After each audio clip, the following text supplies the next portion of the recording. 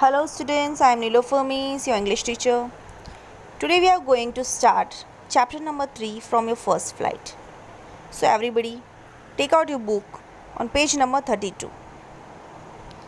In this chapter there are two stories, in which the first one is His First Flight, which is written by Liam O. Flaherty. And the second story, it is Black Aeroplane, which is written by Frederick Forsyth. Both the stories are about flying. Now see before you read. Since the earliest times, humans have dreamed of conquering the skies. And related to that, only these are two stories. Obviously, as human beings, we are never satisfied with whatever we are having. We always dream to conquer more and more and to reach up to the sky. Now let's continue with our first story, His First Flight. This story is about a young seagull who was alone on his ledge, and his two brothers and his sister had already flown away the day before. He had been afraid to fly with them. He didn't know how to fly, and so he is very much afraid. Now what is meaning of ledge? Ledge means a narrow horizontal shelf projecting from a wall or a cliff where the birds used to live. We are talking about seagulls, so these birds used to live near any of the seashore. Here also this seagull is living on a ledge and he is very much afraid of flying. The great expanse of sea stretched down beneath, and it was such a long way down, miles down. He felt certain that his wings would never support him. He was not having confidence in him. He was thinking that if I'll fly, my wings will not support me, and so I will be sinked into the water. When he got afraid, he bent his head and ran away back to the little hole under the ledge where he slept at night. Even when each of his brothers and his little sister, whose wings were even far shorter than his own, ran to the brink, flapped their wings and flew away, he failed to muster up courage to take that plunge which appeared to him so desperate. His father and mother had come around, calling to him shrilly, upbraiding him, threatening to let him starve on his ledge unless he flew away. They were making him afraid that if you will not fly, you will remain here alone and you will not get anything to eat. Obviously, if you will not work, you will not get anything to eat. So here also the birds, they also have to fly away. They have to go into the water and they have to catch the fish for eating. Now if he will not leave the ledge, then what will he get to eat? So his parents, they were threatening him, but for the life of him he could not move. That was 24 hours ago. Since then, nobody had come near him. The day before, all day long, he had watched his parents flying about with his brothers and sister. They were flying over there, and he was only watching from the ledge. The parents of them, they were teaching them how to skim the waves and how to dive for fish. He had in fact seen his older brother catch his first herring and devour it, standing on a rock, while his parents circled around, raised a proud cackle. Parents were really proud of brothers and sister, but here, because of him, he was such a cowardice that they were feeling ashamed of him. And more than ashamed, they were worried about him. He had not eaten since the previous nightfall, and he felt the heat. Then what happened? He just come out to the brink of the ledge and stand over there on one leg, and other leg hidden as usual, as the birds are having this habit. He closed one eye, then the other, and pretended to be falling asleep. Actually, he was not sleeping. He was only pretending that he was asleep. Still, they took no notice of him. Nobody looked at him whether he is sleeping or not. They didn't even look at him. So he saw his two brothers and his sister lying on the plateau, dozing with their heads sunk into their necks. His father was preening the feathers of his white back. Only his mother was looking at him. She was standing on a little high hump of the plateau, her white breast thrust forward, Now and again she tore at a piece of fish that lay at her feet and then scraped each side of her beak on the rock. He was already hungry when he saw that fish. He loved to tear food that way, scraping his beak now and again to wet it. He started crying, begging her mother.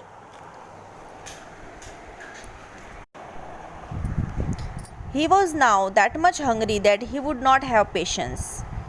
He started screaming and calling his mother for the fish which she was having.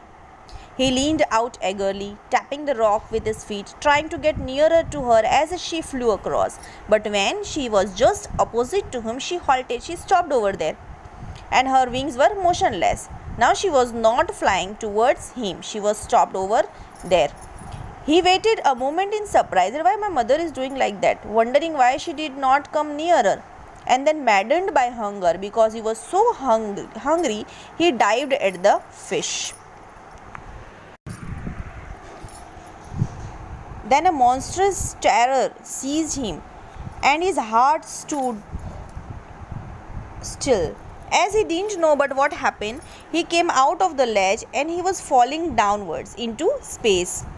But it only lasted a minute. Only for a minute this happened. The next moment only, he felt his wings spread outwards. The wing rushed against his breast, then under his stomach and against his wings. He could feel the tips of his wings cutting through the air. He was not falling headlong now. He was soaring gradually downwards and upwards. He was no longer afraid. He just felt a bit dizzy because he was flying for the first time. That's why he was feeling dizzy. When you are doing any work for the first time, it is difficult. But afterwards, when you are used to do that, then you would love it. Then he answered her with another scream. Then his father flew over him screaming. Everybody, his father, mother and sister, brother, all came around him. Then he completely forgot that he had not always been able to fly. It was like he was flying for so many years, and commanded himself to dive and soar and curve, shrieking shrilly. He was near the sea now, flying straight over it, facing straight out over the ocean. He saw a vast green sea beneath him, with little ridges moving over it, and he turned his beak sideways and cawed amusedly. His parents and his brothers and sister had landed on this green flooring ahead of him. They were beckoning to him, calling shrilly, because they were too happy that today he was joining them. His legs sank into it. He screamed with fright and attempted to rise again, flapping his wings, but he was tired and weak with hunger. He could not rise. Exhausted by the strange exercise, his feet sank onto the green sea. First he tried that he would not touch the sea, but because he was very much hungry and he was tired, his those feet sank into the green sea, and then his belly touched it and he sank no further. He was floating on it. He was not sinking, as he was thinking that if I'll go near the water I will sink, but he was not sinking. He was floating on it, and around him his family was screaming, praising him, and their beaks were offering him scraps of dogfish. He had made his first flight like this. Now he was very much happy that he had made his first flight. And who helped him out? His mother. So this was the story about a seagull. How he was afraid first of the activity and then how he came over the situation. Hope you enjoyed the story, and you must have learned something, that we should not be afraid of doing new things. What you have to do, you have to find out the new words from the chapter and find the meanings of those words from the dictionary and write down in your notebook. Plus textual question answers also you have to write down. Our next story of chapter 3 is Black Aeroplane, which is written by Frederick Forsyth. This story is about a pilot. This story is written in his own words. See now, the moon was coming up in the east behind me, and stars were shining in the clear sky above me. Here he is describing the climate over there, and it is the night time because he is describing the moon and the stars. There wasn't a cloud in the sky. I was happy to be alone high up the sleeping countryside because he is in the aeroplane, and so everybody is in the countryside is sleeping as it is night.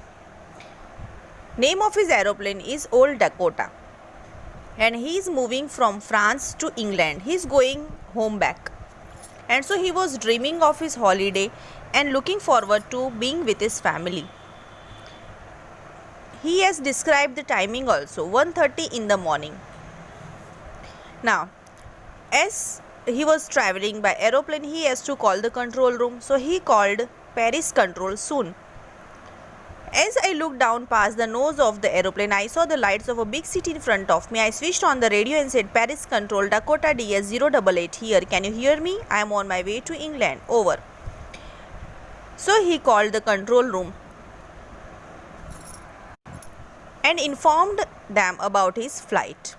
In the answer, somebody told from there that I can hear you. You ought to turn 12 degrees west now.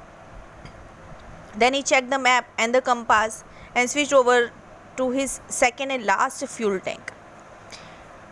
He was having less fuel in the tank. And then he turned the Dakota 12 degrees west towards England. Now, he thought that he will be in time for breakfast, and a good big English breakfast. Everything was going well and the flight was very easy. Now he was about 150 kilometers from Paris when he saw the clouds. The clouds were stormy and they were very huge. The second side, he was not having much fuel that he can go around the clouds and cross them. The only way was to go back to Paris, either or he has to cross the clouds. He first thought that he should go to Paris or not. Then he thought no, he has already made the mind to do the breakfast at home, and so he will go forward. And so what he did, he just flew that Old Dakota straight into the storm inside the clouds. As he just reached inside the clouds, there was everything black. It was impossible to see anything outside the aeroplane. It was already an old aeroplane. It jumped and twisted into the air. When he looked at the compass, he couldn't believe what happened. He couldn't believe his eyes that the compass was turning round and round and round, and the compass was dead. It was not now working. Even the other instruments were suddenly dead. Then he tried the radio. Paris control, can you hear me? But there was no answer because the instruments were not working. The radio was also dead. Then he was having no radio, no compass, and he could not see where he was. He was lost somewhere in the storm. Then suddenly what happened? In the black clouds quite near him, he saw an aeroplane, the other aeroplane. It had no lights on its wings, but he could see it flying next to him through the storm. When in that situation, if you find somebody else also, then you get the courage. Here also, he got some courage when he saw another aeroplane over there, and he could see the pilot's face turned towards him. He was very glad to see another person. He lifted one hand and waved, and by waving he gave the signal to follow him. He knew that he was lost. He was trying to help him. Then he turned his aeroplane slowly to the north in front of his Old Dakota, so that it would be easier for him to follow him. He was very happy to go behind the strange aeroplane like an obedient child. When there is no way to work out, somebody comes over there to show you the way. That is the best way for you. Here also he started obeying that another aeroplane. He just followed it. After half an hour, the strange black aeroplane was still there in front of him in the clouds. Now there was only enough fuel in the Old Dakota's last tank to fly for 5 or 10 minutes more. He was starting to feel frightened again because fuel was not much. But then he started to go down and he followed through the storm. Suddenly he came out of the clouds and saw two Long straight lines of lights in front of him. It was a runway, an airport. He was safe. He turned to look for his friend in the black aeroplane, but the sky was empty. There was no other aeroplane now. There was nothing there. He tried to find out that who helped him out. The black aeroplane was gone. He could not sit anywhere. Then he landed and was not sorry to walk away from Old Dakota near the control tower. He went and asked the woman in the control center where he was and who the other pilot was. He wanted to say thank you to him. Now she looked at him very strangely and then laughed. Another aeroplane? Up there in that storm? No. No other aeroplanes were flying tonight. Yours was the only one she could see on the radar. It means there was no aeroplane in the sky. Only one of his only was there. So who helped him to arrive there safely without compass or a radio and without any more fuel in any tanks? Who was the pilot on the strange black aeroplane flying in the storm without lights? So this was the story, the black aeroplane. Somebody came, helped him and went away. Here we have completed both the stories of first flight. You have to revise it. You have to read it from your textbook once. If you have any confusion, you may ask me afterwards. Plus, what you have to do, you have to write down the words which are newly for you and find out the meanings from the dictionary and write down. Plus, you have to write down the textual exercise also. Only the question answers. Thank you.